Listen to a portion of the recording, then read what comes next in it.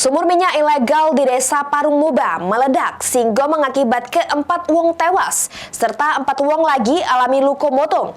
2 wong ditetapkan tersangka oleh polisi, sikok sudah ditangkap sementara sikok lagi di PO.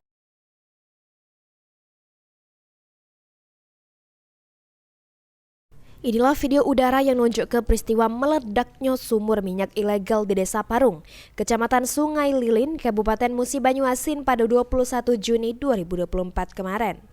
Kejadian ini bermula pas terjadi sembur alam di sumur tersebut seminggu sebelum meledak. Sampai semburannya mencemar Sungai Dawas sepanjang 50 km yang lokasinya parah dengan sumur.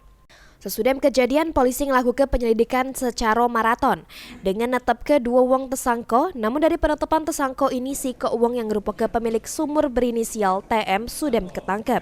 Sementara si koknya lagi masih di PO. Polisi menyebutkan meledaknya sumur minyak ilegal ini mengakibatkan 4 wong meninggal dunia, serta 4 wong lagi mengalami luka motong. Insiden ini terjadi akibat masyarakat melakukan aktivitas pemerasan minyak sisa dari semburan. Lokasi sumur tersebut terjadi kebakaran.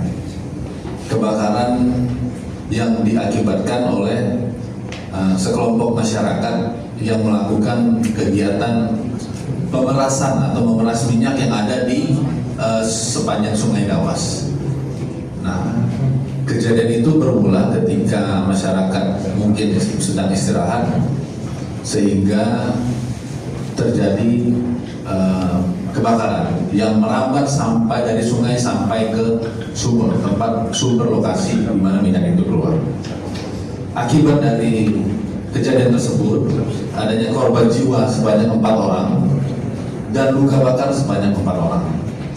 Dan kami sudah menetapkan 200 tersangka dengan inisial TM dan AN. Akibat perbuatannya, tersangka ini ditahan di Polda Sumsel serta terancam pasal berlapis. Mulyadi, PAL TV.